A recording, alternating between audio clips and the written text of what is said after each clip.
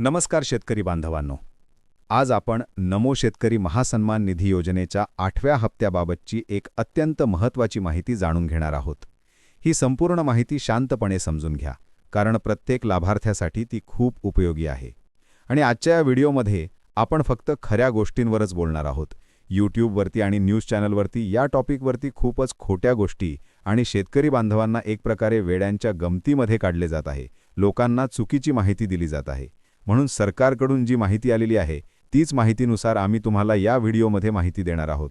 तर व्हिडिओ शेवटपर्यंत नक्की पहा, जेणेकरून सगळे शेतकरी बांधवांना नमो शेतकरी सन्मान निधी योजनेच्या 8व्या हप्त्याबद्दल पूर्ण माहिती मिळेल. कुठलीही चुकीची माहिती तुमच्यापर्यंत पोहोचणार नाही याची आम्ही काळजी घेऊ. तर चला शेतकरी बांधवांनो, सुरू करूया आपण आजचा व्हिडिओ. कृषी विभागाकडून मिळालेल्या ताज्या माहितीनुसार पीएम किसान योजनेच्या 21व्या हप्त्यासाठी देशभरातील 9 कोटी लाभार्थ्यांना आर्थिक मदत वितरित करण्यात आली होती. एकूण 1800 कोटी रुपयांचा निधी थेट त्यांच्या खात्यात जमा झाला होता.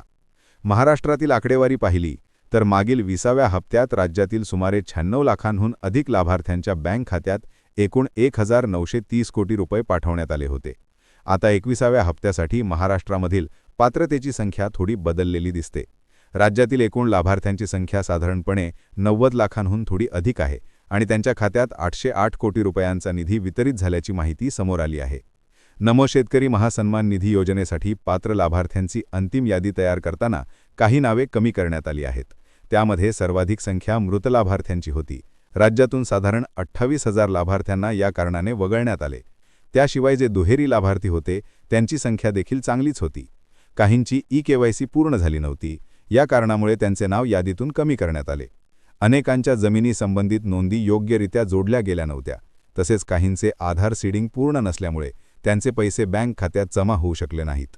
आता योजनेच्या 8व्या हप्त्यासाठी महाराष्ट्रातील जवळपास 90 लाखांहून अधिक लाभार्थ्यांची यादी अंतिम करण्यात आली आहे. या सर्व लाभार्थ्यांच्या खात्यात नमो शेतकरी महासन्मान निधी योजनेचा 8वा हप्ता जमा करण्यात येणार आहे. सर्वांच्या मनात महत्त्वाचा प्रश्न आहे की हा हप्ता नेमका कधी मिळणार? उपलब्ध संकेतांनुसार डिसेंबरच्या 10व्या तारखेपूर्वी हा हप्ता मिळण्याची शक्यता खूप जास्त आहे. राज्य सरकारकडून आवश्यक यादी मागवण्यात आलेली आहे. पीएम किसान योजनेतील पात्र लाभार्थ्यांची माहिती पुन्हा तपासली गेली आहे. सध्या आचारसंहिता लागू आहे. 3 डिसेंबरला नगरपालिका आणि नगरपरिषद निवडणुकांचे निकाल जाहीर होतील. यानंतर निधी मंजुरीची प्रक्रिया सुरू होईल. मंजुरीनंतर अधिकृत आदेश जारी केला जाईल आणि त्यानंतर हप्त्याचे वितरण निश्चित केले जाईल.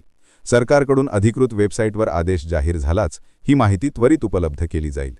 ही माहिती प्रत्येक शेतकऱ्यापर्यंत पोहोचणे अत्यंत महत्त्वाचे असल्यामुळे हा व्हिडिओ जास्तीत जास्त शेअर करा. नवीन अपडेट्स मिळत राहावेत म्हणून चॅनलला नक्की जोडून ठेवा.